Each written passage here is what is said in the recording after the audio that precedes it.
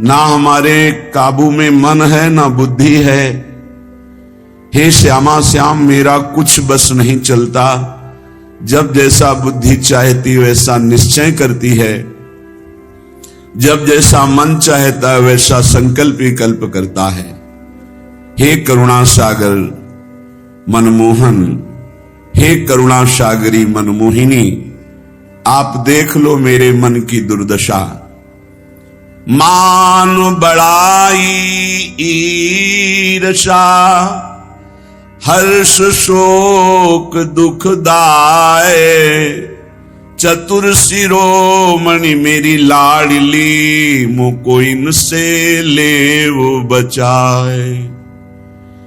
हे अत्यंत भोरी और अत्यंत चतुर शिरोमणि, आपके चरणारविंद के मार्ग में अर्थात भगवत मार्ग में सबसे ज्यादा जो बाधक है वो है मान, बड़ाई, प्रशंसा, सम्मान। और हे लाडली, हमारा मन इसी में फंस गया। मान सम्मान प्रिय लगने लगा, बड़ाई प्रतिष्ठा कीर्ति अच्छी लगने लगी, इसलिए हर्ष और शोक, मान और अपमान, दुख और सुख, इन द्वंद्वों में मैं फंस गया। हे मेरी स्वामिनी, अगर कोई बचा सकता है तो सिर्फ आप बचा सकती हो, क्योंकि मान प्रतिष्ठा ये ऐसा मीठा जहर है कि इसे कोई छोड़ना नहीं चाहता, और बिना इसको त्यागे भगवत प्राप्ति या तत्वबोध हो ही नहीं सकता। जिसकी दृष्टि में गौरव अर्थात मान घोर रौरवम, प्रतिष्ठा सुक्री विष्ठा, सम्मानम विष के समान, सम्मानम कल्याति घोर गरलम, वो इस मार्ग में आगे बढ़ता है। मेरी लाडली, मेरे मन बुद्धि तो मान सम्मान में गौरव करते हैं, दुख सुख हर्ष शोक द्वंद्वों में फंसे हुए हैं। हे मेरी लाडली, इसमें हमारा साधन बल काम नहीं करेगा, आपकी कृपा से ही हम इससे निकल सकते हैं। संग दोष व्यापे घने, कासो कहो पुकार, श्यामा प्यारी तुम बिना मेरो सुनो सब संसार। प्रियाजू, शास्त्रों में वर्णन किया गया है कि जो साधक जित संग दोषा होता है वही भगवत प्राप्ति करता है। पर हमारे ऊपर तो छोटे छोटे विषयों के संग का प्रभाव, व्यक्तियों के संग का प्रभाव, धनादि का प्रभाव, तो संग दोष से हम युक्त हो गए हैं। लाडली जी, मेरा कोई संसार में नहीं है कि मुझे सहयोग दे सके। श्यामा प्यारी, किससे पुकार करके कहूं कि हमारे हृदय में संग दोष जागृत हो चुका है, हमारे हृदय में मान प्रतिष्ठा अच्छी लगने लगी है, हमारे हृदय में दुख सुख हर्ष शोक का प्रभाव पड़ रहा है। लाडली, आप ही केवल हमारी तरफ करुणा दृष्टि से देखो तो ये दूर हो जाए। कोई दूसरा इस संसार में आपके सिवा हमारा नहीं है। मैं जान्यो कछु सूरज है, दिन प्रति उर्झो जाए, मैं मेरे बस हूं नहीं, श्यामा जो कहूं सुनाए। हम आपसे साफ बात कह रहे हैं श्यामा जी। मैंने समझा कि साधन पथ में चलने पर मैं सुलझ जाऊंगा, सुधर जाऊंगा, लेकिन स्वामिनी जी यहां तो और उलझ गया। तन छाड़े मन गही रहे, दोनों ही दुख होए।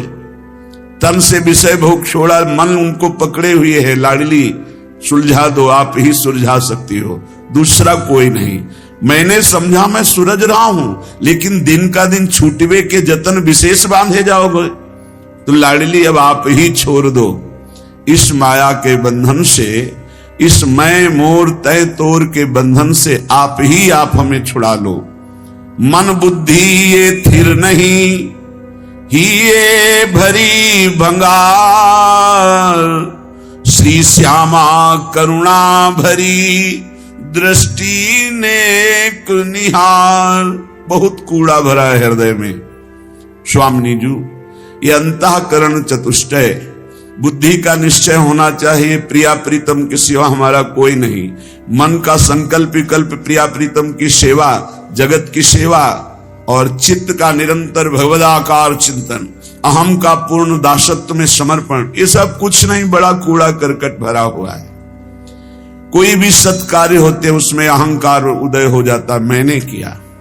बुद्धि का निश्चय है जगत में, भोगों में, रुपया में, प्रतिष्ठा में सुख है। मन नाना प्रकार की भोग वासनाओं का संकल्प करता रहता, बड़ा कूड़ा करकट अंतःकरण में जमा है। हे मेरी श्यामा प्यारी, आप करुणा दृष्टि से देख लो तो आपकी दृष्टि मात्र से मन बुद्धि सुधर जाएंगे। श्यामा प्यारी लाडली, तुम जानती हो सबके भाव, मेरे तो तुम एक हो। कछु साधन ना ही उपाव, ना हमारे कोई साधना है ना कोई उपाय है। आप सबके मन के भाव को जानती हो। हे श्यामाजू, आप ही हमारी साधना हो, आप ही हमारे साध्य हो। आपके सिवा हमारा कोई और साधन साध्य नहीं है। हे लाडली, जो अपने अवगुण कहो पाऊं और न छोड़, पर अंतर की तुम जानो सबे, मेरी श्यामा कहो निहोर। यदि हम अपनी गाथा हृदय की सुनावें तो कितने अवगुण हैं, पार नहीं पा पाएंगे। बस एक बात हृदय में देख पा रहे हैं कि वो स्वीकार करता है कि हमारी माई श्यामाजू को राज। हे श्यामाजू, आपके सिवा और किसी का आश्रय नहीं है, इसलिए आपसे ही निहोरा है कि आप ही हमारे हृदय को पावन कर दो, अपने प्रेम के योग्य कर दो, निर्विकार कर दो। राधा प्यारी मेरी स्वामिनी, निज सहचरी समुदाय, अली माधुरी आपके चरण परी बिललाए।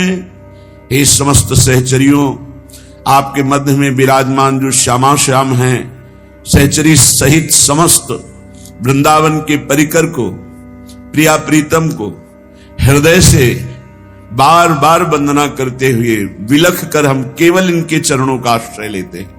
अब आप देख लो, आपको संभालना है। इसे निर्भरा भक्ति कहते हैं। पूर्ण रूप से अपने इष्ट के भरोसे में हो जाना। जब अपनी तरफ दृष्टि जाए तो अति दैन्य और दोष युक्त, और जब इष्ट की तरफ दृष्टि जाए तो अत्यंत गर्व और आनंद में। तो हम अपनी तरफ दृष्टि करके अपने इष्ट को बता रहे हैं कि हमारे में ये सब दोष है, हमारे में ऐसा कोई गुण नहीं कि हम आपको प्रसन्न कर पावे। इसलिए हे लाडली, हे लालजू, आप कृपा करो और अपने योग्य हमारे हृदय को बना लो, क्योंकि बनावटी प्रभु को पसंद नहीं। निर्मल जन मन सो मोहि पावा, मोहि कपट छल छिद्र न भावा। मुझे कोई कपट छल दोष विचार ये प्राप्त नहीं कर सकते हैं। मुझे प्राप्त कर सकता है निर्मल मन, और हमारा मन मलिन है। तो हम आपसे निवेदन करते हैं, हे प्रभु, आप अपने योग्य बना लीजिए इस मन को। मेरे में सामर्थ्य नहीं कि मैं आपके योग्य मन को बना करके आपकी प्राप्ति कर पाऊं। अगर हम करोड़ों कल्पों तक साधना करें तो भी आपके योग्य नहीं बन पाएंगे। और अगर आप पल पाओ, पल के चौथाई हिस्से में चाहें तो मेरा मन आपके योग्य हो सकता है। इसलिए हम पूर्ण रूप से अजात पक्षायु मातरम खगा, जैसे बिना पंख निकला हुआ चिड़िया का बच्चा कुछ नहीं कर सकता, केवल मां की बाट जो होता है, बस ऐसे हे मेरी श्यामाजू, हमारे में कोई साधन नहीं, बस आपकी कृपा की बाट जो रहा हूं। इसे पूर्ण आत्मसमर्पण, निर्भर शरणागति भक्ति कहते हैं। और ये अमोघ है। जिसके हृदय में ऐसा समर्पण हो गया हमारे माई श्यामाजू को राज, तो हरि ही श्यामाजू हैं, श्यामाजू ही हरि हैं। केवल स्वभाव और महिमा का रसास्वादन कराने के लिए प्रभु अपने प्रेम स्वभाव और अपनी प्रेम महिमा का रसास्वादन कराने के लिए ही हरि राधा किशोरी के रूप में विराजमान है।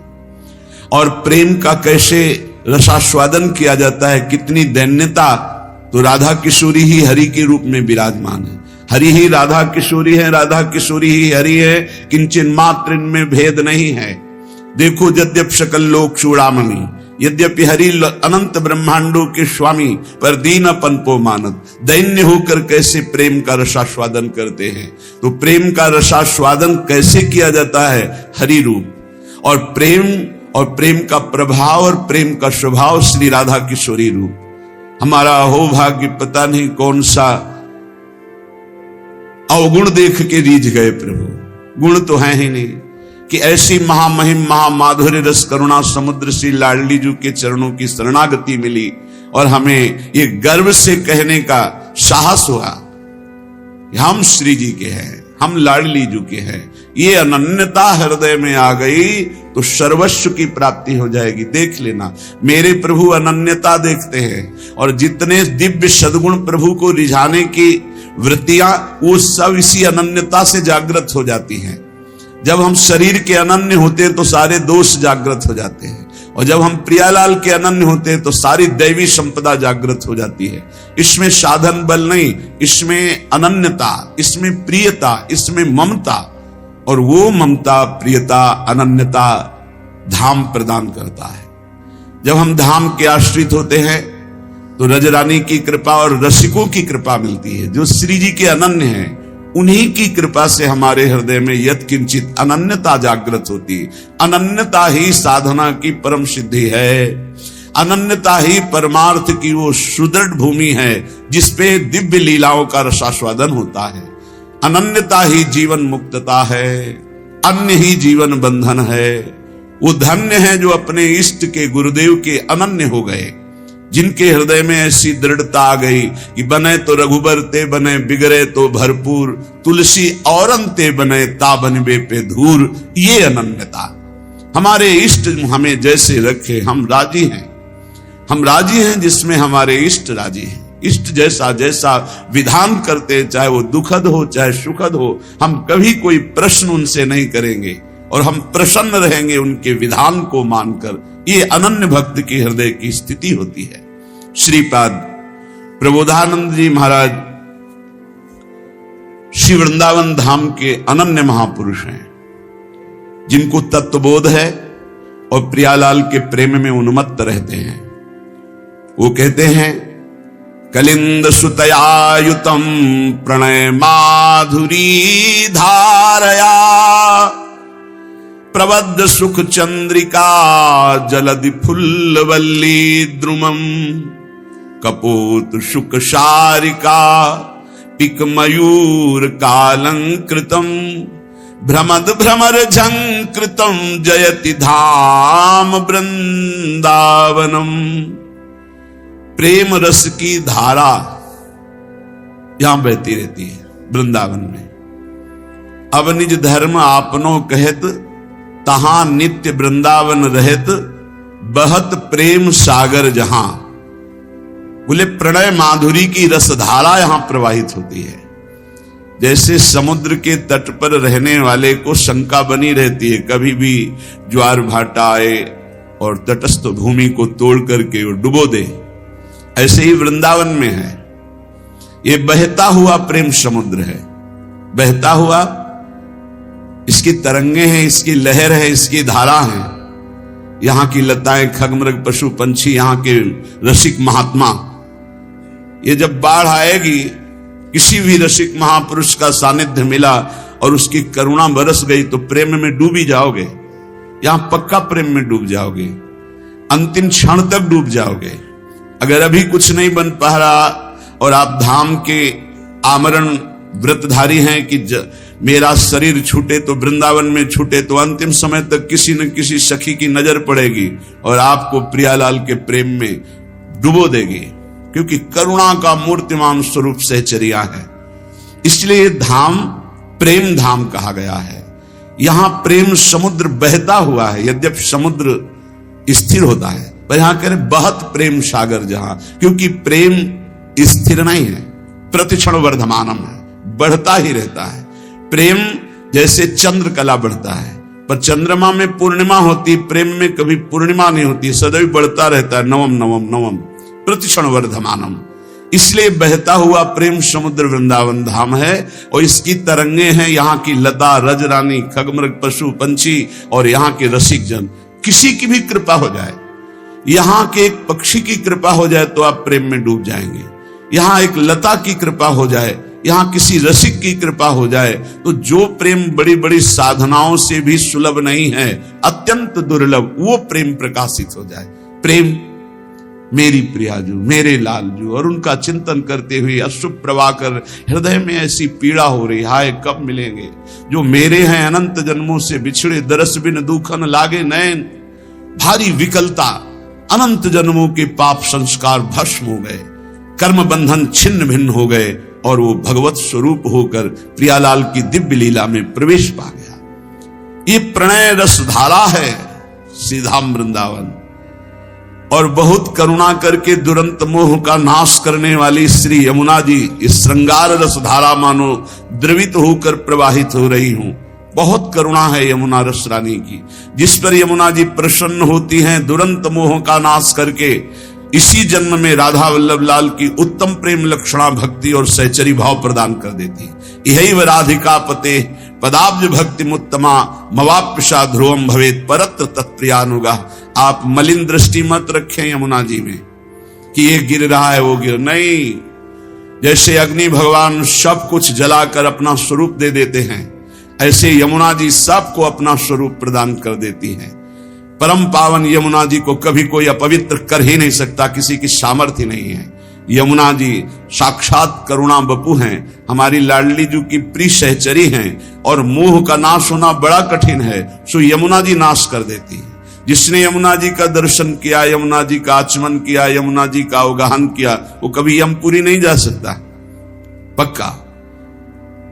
जो यमुना जी की थोड़ी भी भक्ति कर ली है, तो यमुना के भक्ति मात्र से उनके परम भ्राता श्री जो यमराज जी हैं, वो अपने दूतों को आदेश करते हैं, कभी भी जिसके मुख से यमुना निकला है, आचमन किया है, अवगाहन किया है, बैठकर समीप कुछ नाम जप के, कभी मत जाना, उनकी तरफ देखना भी मत। ऐसी यमुना जी जहां प्रवाहित हो रही परेश्वरण रूपिणी भगवान श्री कृष्ण की श्री अंग की जैसी कांति, ऐसे झलमल झलमल श्याम वर्ण यमुना, बड़ी दिव्य है यमुना जी। अपनी तो नेत्र प्राकृतिक है, इसलिए देख नहीं पा रहे। जब त्रिगुणातीत कृपा होगी श्री जी की और त्रिगुणातीत वृत्ति जागृत होगी, तब आप इन यमुना जी को देखेंगे। बड़ी दिव्य है, जिनमें स्वर्ण कमल, नील कमल, पीत कमल, अरुण वर्ण के कमल, विविध प्रकार के कमल खिले हुए हैं, भौरे गुंजार कर रहे हैं। समीप में ही कुंज में अद्भुत अद्भुत लताएं फूली हुई झूम रही हैं, और कपोत शुक शारिका पिक मयूर कालंकृतम। कपोत, शुक, शारिका, कोकिला, मोर ऐसे गुंजार कर रहे हैं, ऐसे मानो प्रियाजू का यश गा रहे, पर हम उनकी वाणी समझ नहीं सकते। ऐसा लगता है कि ये शोरगुल कर रहे हैं, नहीं, वो राधा यशो मुखर मत खगावली की। यहाँ के जितने पक्षी हैं सब श्री जी का नाम, श्री जी का जस गान कर रहे हैं। कृष्ण प्रेम रसम सदा रसयते वृंदावनांतर्गतम। जो वृंदावन के अंतर्गत अपने जीवन को समर्पित कर दिया है, पक्का श्री कृष्ण प्रेम में डूबेगा, डूबेगा, पक्का डूबेगा। जब वृंदावन में आए और बिहारी जी की कृपा से राधा वल्लभ जी गए, जब राधा वल्लभ जी के दर्शन किए तो ऐसा लगा जैसे बहुत पहले से हम इनसे परिचित हैं। श्री कृष्ण प्रेम रसम सदा रसयते वृंदावनांतर्गतम।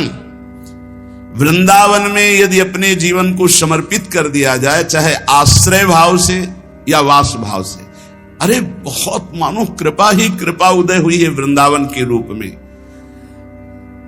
आप लोग बाहरी दृष्टि से देखेंगे तो आपको दोष दर्शन भी दिखाई दे सकता है, लेकिन आपसे सत्य कहते हैं, कभी कभी एकांत में जब वृंदावन की कृपा उदय होती तो सिर्फ रोना आता है कि कोई ऐसे सद्गुण नहीं, कोई ऐसी बात नहीं जिससे हमारी प्रियाजू ने हमें रीच कर वृंदावन का अखंड वास दे दिया। हमें अपने महल में, हम कहां वास कर रहे हैं? वृंदावन वासी हैं, प्रिया प्रीतम के चरण चिन्हों में वास कर रहे हैं, परम पावन रज में वास कर रहे हैं, हम धाम वासी हैं। कहां नारकी जन्म, कहां नारकी योनियों में भटकने वाला जीव, और कहां परम पावन महामहिम शिव शनकादि द्वारा बंदित रज में वास करने का सौभाग्य। श्री कृष्ण प्रेम रसम सदा रसयते वृंदावनांतर्गतम। श्री प्रिया और कृष्ण लाल, प्रिया लाल के प्रेम रस से डुबो देने वाला ये वृंदावन है, जिसने वृंदावन का आश्रय लिया, वृंदावन का वास स्वीकार किया। आप केवल अपराध मत कीजिए, जो साधन पद्धति बताई गई उससे समय काटिए, परम लाभ तो कृपा से हो जाएगा। आपका प्रयत्न केवल अपराध रहित होने के लिए, आपसे असाधन ना बने, इसलिए काम तो सब कृपा से हो जाएगा। चेता स्थाणु चरिष्णु चिदघनम मोह रूपम तवापी दृशम। यहां अगर पक्षी भी कोई बाहर से उड़कर आकर वास करता है तो वो भगवत स्वरूप हो जाता है। चिदघन स्वरूपम, तो वो पक्षी क्या साधना करता है? केवल आश्रित हो गया वृंदावन के। ऐसे ही आप भी आश्रित हो जाएं तो कह रहे चिदघन रूपम तवापी दृश्यम, तुम भी वही चिदानंद रूप हो जाओगे यदि वृंदावन का आश्रय ले लिया, वृंदावन का वास स्वीकार कर लिया, वृंदावन का चिंतन करते हो, वृंदावन की महिमा सुनते हो, तो धाम आपको चिदघन रूप प्रदान करेगा। चेता स्थाणु चरिष्णु, यहां के चैतन्य और जड़ सब चिदानंद रूप हो जाएंगे। अभी हैं, आप देख नहीं पा रहे, लेकिन अंत तो गत्वा आप भी चिदानंद रूप हो जाएंगे यदि वृंदावन का आश्रय और वास स्वीकार किया। एवं चेन नहीं भाति तद गुरु मुखान श्रुत्वा सदा चिंतय। यहां वृंदावन में सदगुरु का वर्ण करो तो तुम भी ब्रजवासी हो जाओगे। दीक्षा में नया जन्म माना जाता है। एक होता है बिंदु से जन्म लेना, जो पिता और माता के संयोग से, और एक होता है नाद से जन्म होना, जो गुरुदेव मंत्र नाद हमारे कान में करते हैं, उससे हमारा नया जन्म होता है। और ये नया जन्म ब्रजवासी माना जाएगा, वृंदावन वासी माना जाएगा। एवं चेन नहीं भाति तद गुरु मुखात श्रुत्वा सदा चिंतय। श्री सदगुरुदेव का वर्ण करके, श्री सदगुरुदेव के मुख से जो तुम्हें साधन मिला है, नाम मिला है, उपासना मिली है, तो कह रहे सदा चिंतय, उसी का सदा चिंतन करो। गुरुमुख से निकले हुए नाम और मंत्र की बड़ी अपार महिमा है। जो वृंदावन में सदगुरु का वर्ण कर लेता है वो ब्रजवासी ही माना जाता है। उसका जन्म ब्रज में हुआ। कौन सा जन्म? बोले दीक्षा जन्म, नाद जन्म। इस जन्म की बहुत बड़ी महिमा है। जैसे अभी आपने आज दीक्षा ली, तो दीक्षा लेते ही पूर्व के सारे जो आपके अपराध पाप है वो भस्म हो जाएंगे। अब सावधान हो जाओ कि अब नहीं करेंगे। अगर ऐसा नियम ले लिया, पक्का विश्वास कर लिया और गुरुमुख से निकले हुए साधना का सांगोपांग अनुष्ठान करो, इसी जन्म में भगवत प्राप्ति हो जाएगी।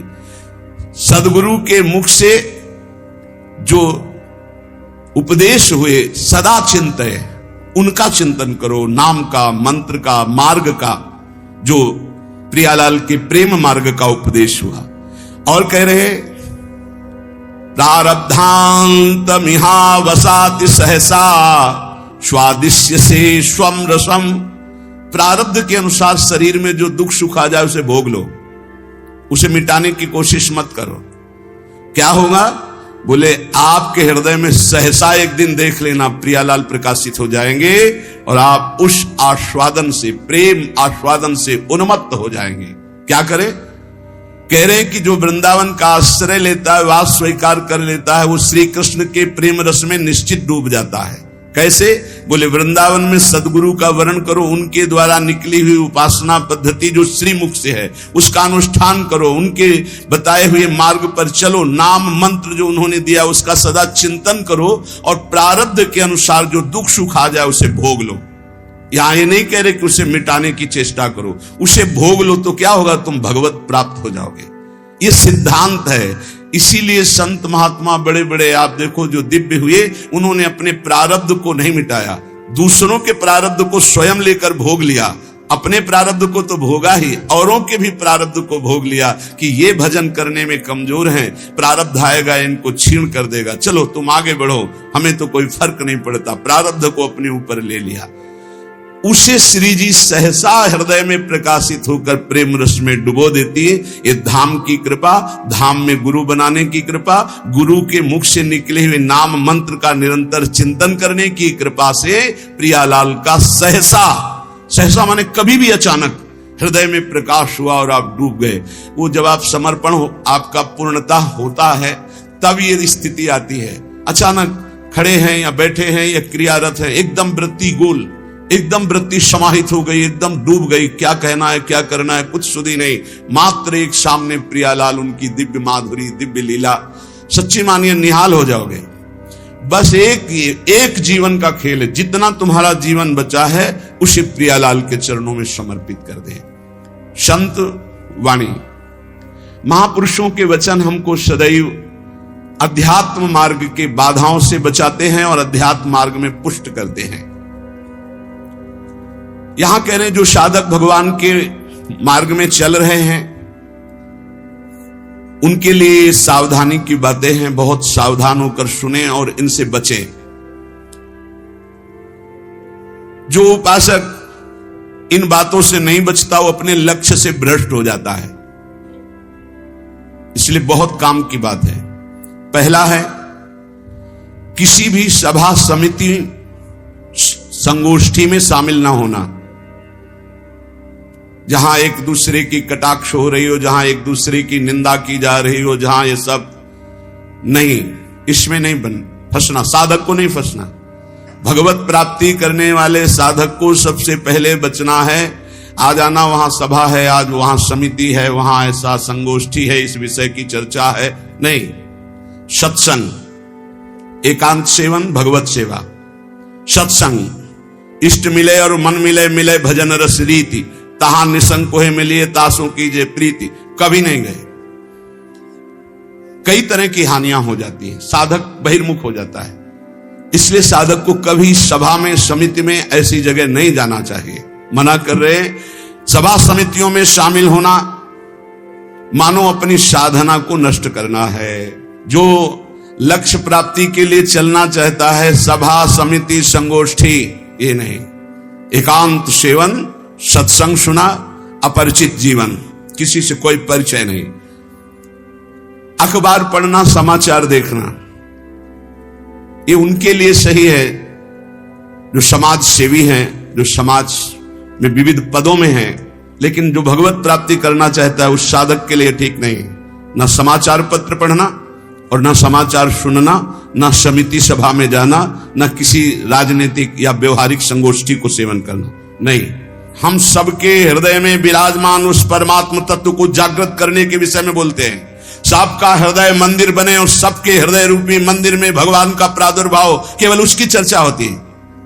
जिस प्रभाव से अनंत जन्मों से हम भटक रहे हैं, उस माया की मलिनता का नाश करके सच्चिदानंद प्रभु में स्थित होने की चर्चा होती है। बहुत चर्चाएं हो रही है, कम से कम एक चर्चा तो पकड़ो जिससे तुम्हारे हृदय मंदिर के पट खुले और तुम्हें साक्षात्कार हो जाए भगवान का। जब तक हृदय मंदिर में भगवान प्रकाशित नहीं होंगे तब तक कुछ काम बनने वाला नहीं। तो सत्संग हृदय मंदिर के पट खोलता है, सत्संग ज्ञान चक्षु खोलता है, प्रेम नेत्र खोलता है।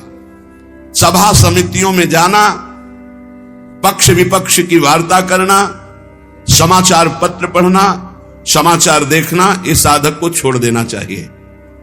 दूसरा, कोई भी मनुष्य तुम्हारे जीवन में विशेष अधिकार प्राप्त न कर पावे।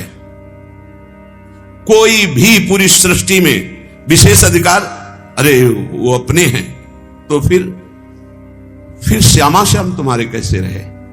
श्यामा श्याम तो तभी अपने माने जाएंगे जब कोई और अपना ना हो। मेरे तो गिरधर गोपाल दूसरो न कोई, सिद्ध महान प्रेम रस में डूबी हुई मीरा जी के वचन है। मेरे तो गिरधर गोपाल दूसरो न कोई। गोस्वामी तुलसीदास जी, एक भरोसो, एक बल, एक आस विश्वास, एक राम घनश्याम हित चातक तुलसीदास। किसी भी मनुष्य से विशेषता पूर्वक आपका संबंध ना होने पावे, स्थान विशेष में आसक्ति ना होने पावे, वस्तु विशेष में स्वाद ना आने पावे। भगवत प्राप्ति करना है तो दूसरी बात सावधानी पूर्वक, कोई हमारा विशेष नहीं, कोई खास नहीं, कोई वस्तु व्यक्ति स्थान कोई विशेष हमारे नहीं। जहां राखो ता रहो मान सुख रास है। जहां मेरे स्वामी जैसे रख रहे हैं वैसे रह रहा हूं। मेरा नहीं, मेरे स्वामी कहे जब चाहे तब हटा दे, जब चाहे तब रख ले, उनकी बात है। वस्तु जैसा चाहा वैसा भेज दिया, वैसा हम उसका सेवन कर रहे हैं। हमारे लिए कोई खास वस्तु नहीं, मेरे स्वामी ने भेजा इसलिए बात है। तीसरी, मठ या आश्रम की स्थापना करके उसके विषय में चिंतन करना और धन आदि की चाह करना, यह साधक भगवत प्राप्ति से भ्रष्ट होने की वृत्ति है। ये सिद्धों का कार्य है, साधकों का नहीं। मठ आदि की स्थापना करना ये सिद्धों का कार्य, आचार्यों का कार्य है। आश्रम आदि की निर्माण वृत्ति करके फिर उसके संचालन के विषय में चिंतन करना, फिर रुपया पैसा इकट्ठा करना, और जब मर गए तो बाद में जो 4 शिष्य हैं आपस में झगड़ा करना, मुकदमाबाजी शुरू होना। बचो इससे।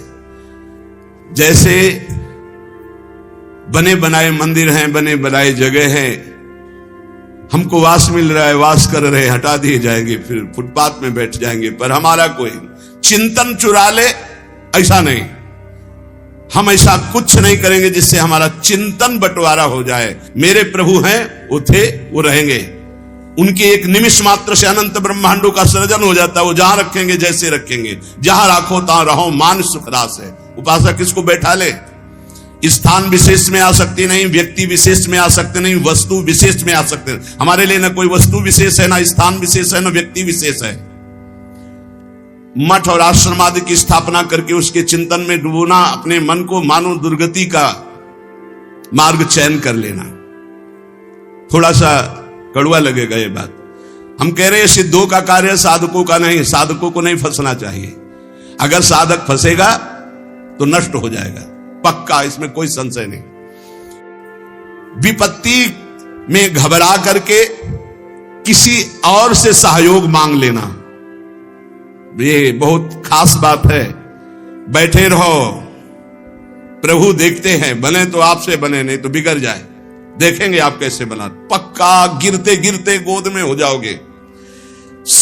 कई बार हमने अनुभव किया सेकंड का, अगर सेकंड की चूक हो जाती तो ऐसी घटना घट जाती। सेकंड की चूक नहीं होने दी मेरे प्रभु ने, हमने कई बार देखा है। इसलिए भारी विपत्ति में घबरा कर किसी और का सहयोग लेना कभी ऐसा अनन्य भक्त के द्वारा नहीं होना चाहिए। अब क्या होगा? वही होगा जो प्यारे राम जी को भाएगा। और राम जी मंगलमय है, पक्का मंगल ही होगा, अमंगल नहीं हो सकता। भक्तों का सदैव ऐसा ही होता है। वही होगा जो हमारी प्रियालाल चाहते, वही होगा जो हमारे इष्ट चाहते। इष्ट मंगल भवन है, अमंगल हो नहीं सकता। भारी संपत्ति प्राप्त हो तो फूलना नहीं। अब तो वैसे सही बात देखो, जो भगवान का भजन करते हैं उनके लिए हर कोई वस्तु हर्ष वाली नहीं होती। किसी में हर्ष होता है, बहुत सी बढ़िया चीज मिल गई, बहुत सब, हर चीज नाशवान है। हर चीज, हर वस्तु, यहां जितना दुखालय मशाश्वतम नाशवान, यहां की कोई वस्तु हर्ष देने वाली है, सुख देने वाली है, प्रतिपल नष्ट हो रही। पर ज्ञान सही है नहीं है, इसलिए हम हर्षित हो जाते हैं कि हमको अमुक वस्तु मिल गई, अमुक व्यक्ति मिल गया, अमुक पदार्थ मिल गया। किसी भी कारणवश अकस्मात आपकी बात सिद्ध हो जाती है, जो आप कह दिए, तो आप उसके सिद्ध हो जाने पर जो आपने कहा, आपको दुख होना चाहिए। आपने जो चाहा वो हो गया, आपने जो मांगा वो हो गया, आपने जो कहा वो हो गया, तो आपको दुख मानना चाहिए। नहीं नहीं, ये अगर बात मेरे अंदर आ गई तो मैं भगवत प्राप्ति नहीं कर पाऊंगा, इस बात का दुख होना चाहिए। आगे ये सावधानियां वर्णन करके कह रहे हैं कि जो पुरुष इसी जन्म में भगवत प्राप्ति करना चाहता है तो सरसैया में पड़े हुए भीष्म जी ने युधिष्ठिर जी को उपदेश दिया, ध्यान से सुन ले, इसी जन्म में भगवत प्राप्ति हो जाएगी।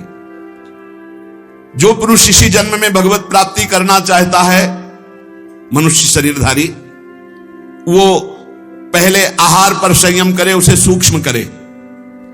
इतना कम ना करे कि भोजन का चिंतन हो, पर इतना भी ना करे कि डकार आवे।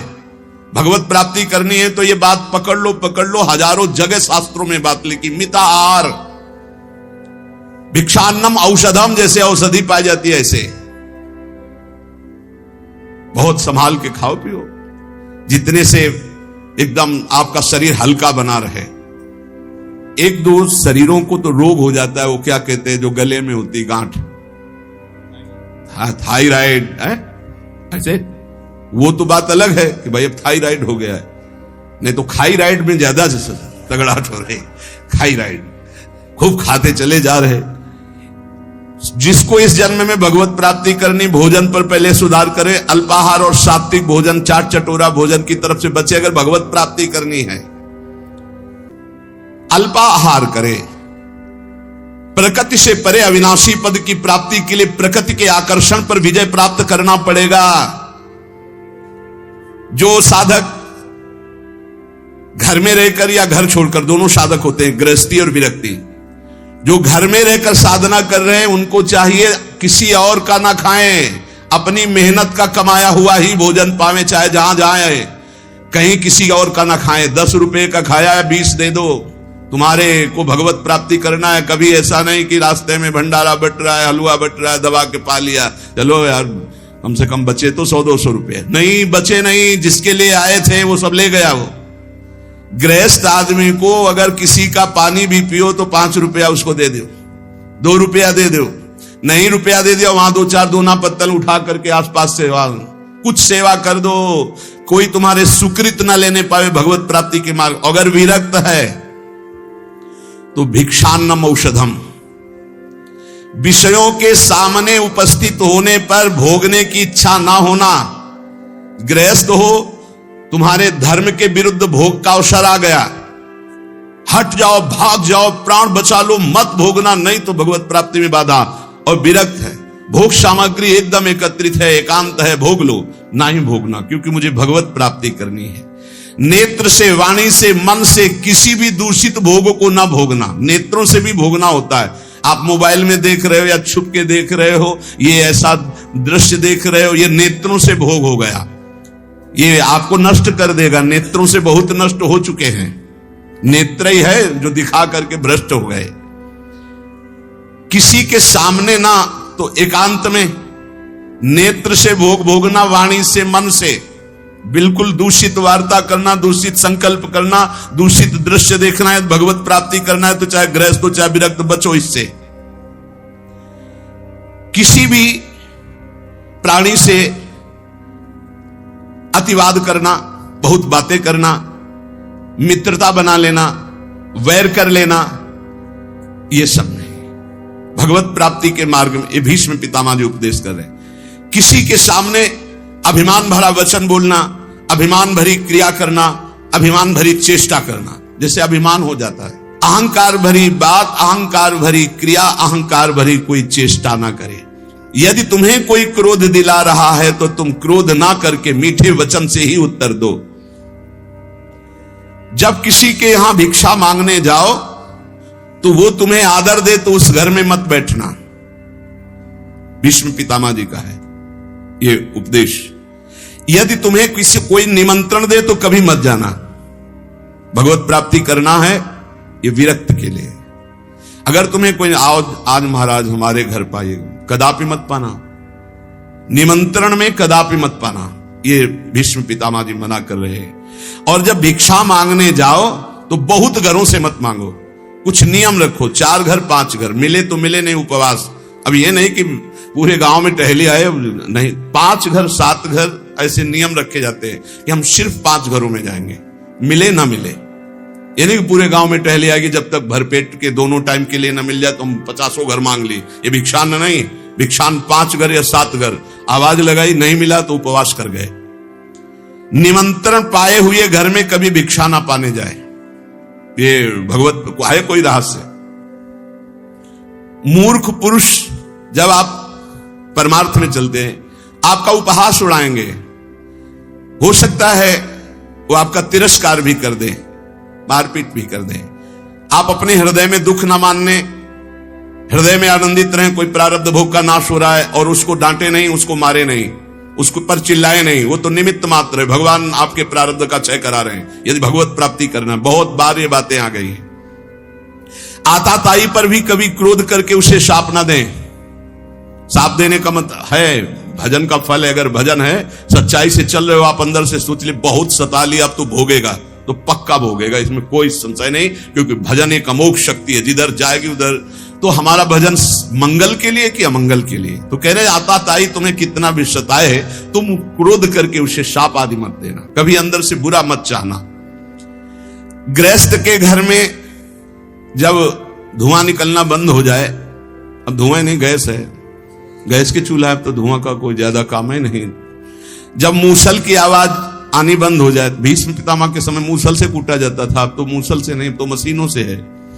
और जब सब भोजन कर चुके तब विरक्त को भिक्षा मांगनी चाहिए, मतलब लगभग 2 बजे। भिक्षा मांगने के पश्चात किसी नदी के किनारे या किसी देवालय में एकांत में बैठकर भगवान को अर्पित कर उसे पाए। गृहस्थ अपने कमाई से पाए, अधिक भिक्षा मत ले। श्री पूज्य सदगुरुदेव भगवान ने कहा कि टुकड़ा या 1 रोटी, बहुत अगर नहीं मिला है 4-5 घरों में, और आखिरी घर में 2 रोटी मिल रही तो बस 2 रोटी, तीसरी रोटी हुई तो भिक्षा नहीं मानी जाएगी। ये सदगुरुदेव भगवान के मुख्य वचन। शुद्ध भिक्षा 1 टुकड़ा, आधी रोटी, बहुत ज्यादा हो गया तो 1 रोटी। अब पता चला कि 5 घरों का आखिरी घर है, उसमें 2 रोटी मिल रही, तो फिर उससे 2 रोटी ले ले, तीसरी रोटी नहीं होनी चाहिए।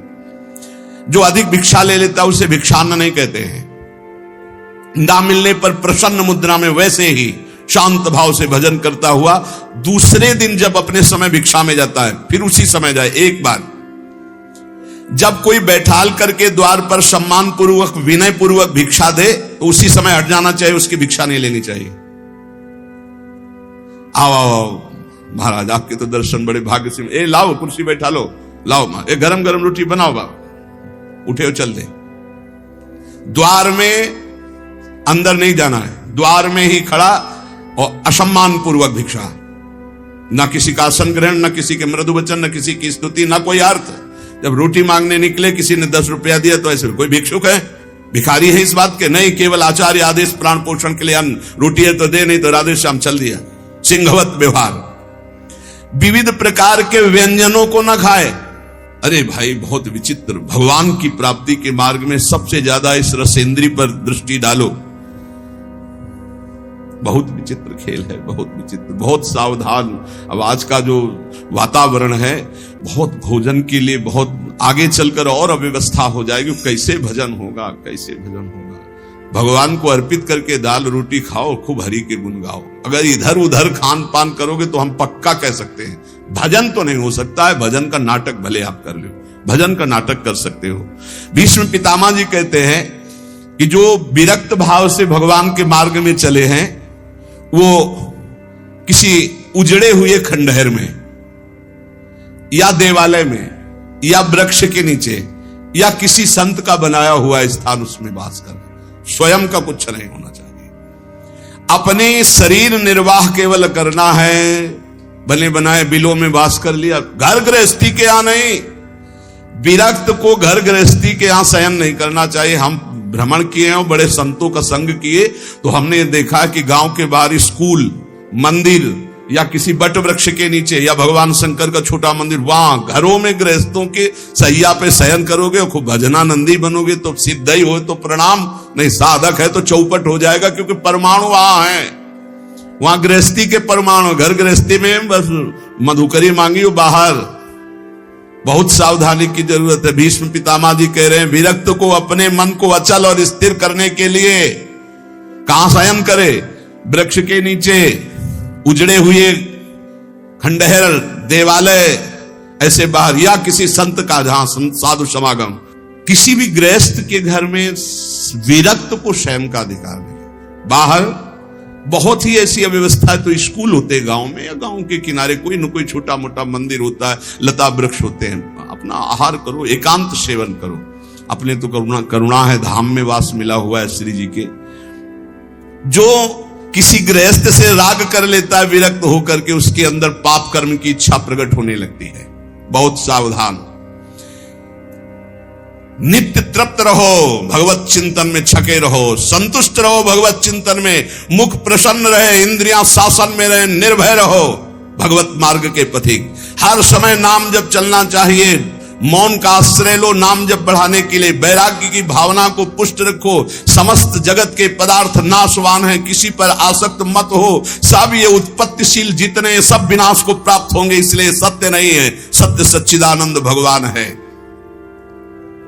मन और इंद्रियों को संभालना ही साधना है, यही तपस्या है। अपनी इंद्रियों और मन को संभाल लो। अष्टावात्म गुणाः, जिस साधक में संत में 8 गुण हैं वही भगवत प्राप्ति कर पाएगा, शास्त्र है। दया सर्वभूतेषु, शांतिरनुसूया, शौचमानयासौ, मंगल कार्पण्य मस्पृहा। कह रहे सबसे पहला है दया।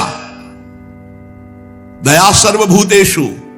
अगर आप साधक हैं, भजन मार्ग में हैं, परे वा बंधु वर्गे वा मित्रे द्वेष्टे रिवा सदा आपन्ने रक्षितव्यम तु दयैषा परिकीर्तिताः।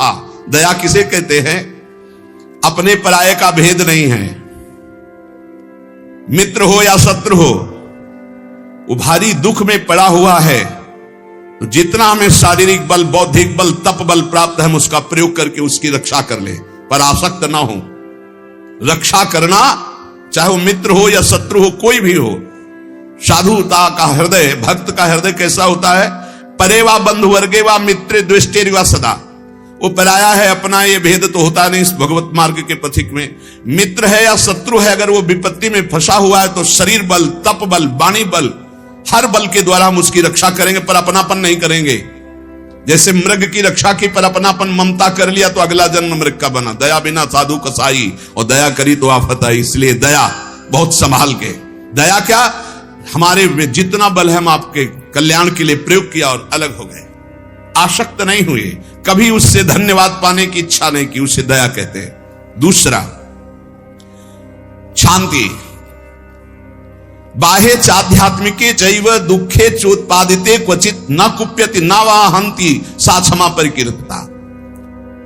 ये साधक के लक्षण। पहला दया, दूसरा ऐसा क्षमा कि कोई आपको शारीरिक या मानसिक पीड़ा पहुंचा रहा है, आपको क्रोध नहीं आना चाहिए, उसे न मारना है, न कड़वे वचन बोलने, न संकल्प के द्वारा उसको नष्ट करना है। इसी का नाम शांति, इसी का नाम क्षमा है। जिसके अंदर दया है, शांति क्षमा है।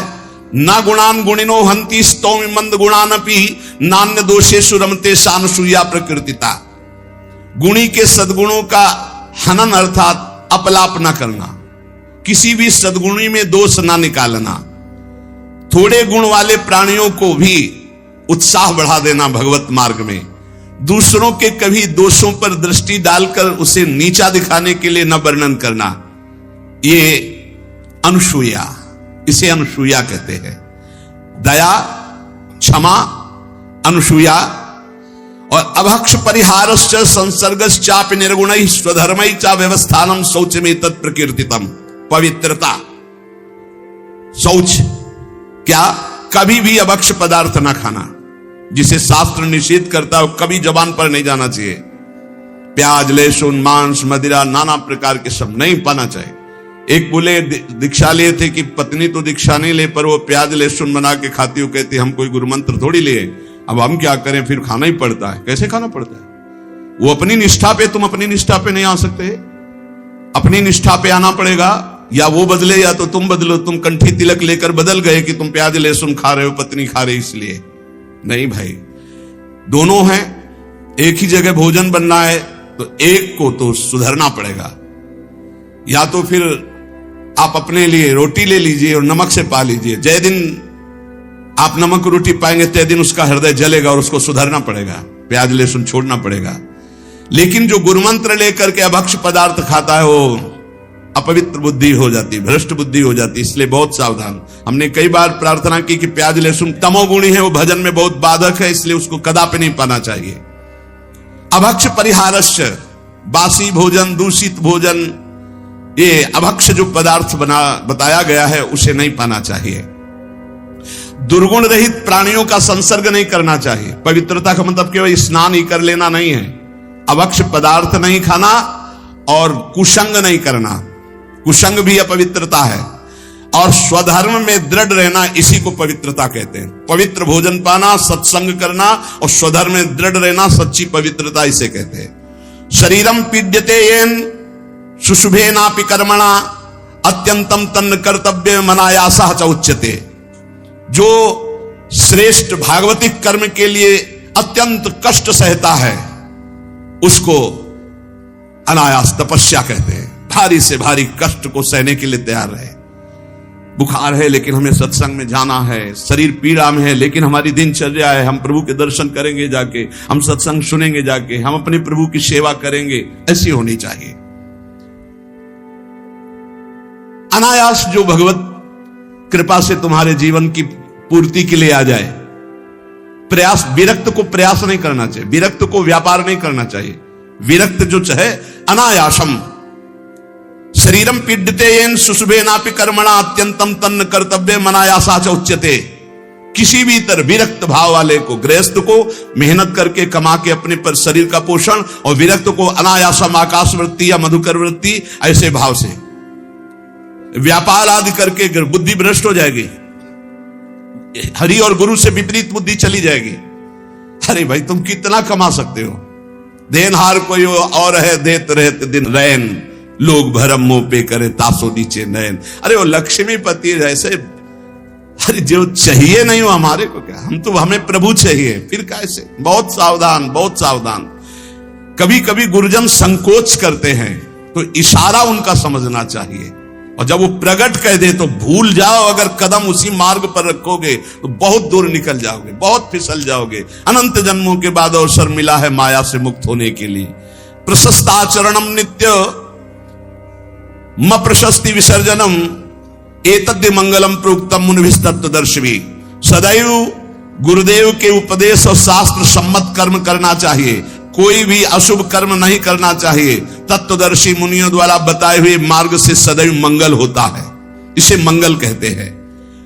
स्तोकादपि प्रदातव्य मदीने नांतरात्मना अहन्यानि यत्किंच कार्पण्यम ही तत् स्मृतम। अगर थोड़ी वस्तु मिली तो प्रसन्न रहो, अधिक मिली है तो प्रसन्न रहो, किसी भी स्थिति में असंतुष्ट मत रहो। प्रसन्नता ही सबसे बड़ी उपलब्धि है। संतुष्टायन केनवा, हर स्थिति में प्रसन्न रहना सीखो। मंगलम और अकारपण्यम और अस्पृहा यथालाभे न संतोषा कर्तव्यो हृथ वस्तुना परस्यात् चिंतयित्वार्थम सा स्पृहा परिकीर्तिता। कभी दूसरे से इच्छा मत करो, कभी दूसरे के वैभव की याचना मत करो। जब प्रभु को आपको देना होगा तो बिना मांगे दे देंगे। संतोष धन धारण करो, अस्पृहा। ये जिसमें होते हैं उसे भगवत प्राप्ति होती है। पहला है दया, दूसरा है क्षमा, फिर तीसरा है अनसूया, चौथा है शौच पवित्रता, फिर अनायास जीवन की पूर्ति, और मंगल कार्पण्य और स्पृहा रहे।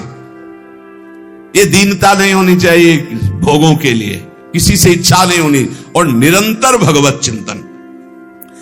अब कह रहे हैं कि ये 10 बातें भगवत मार्ग के पथिक को त्याग देनी चाहिए।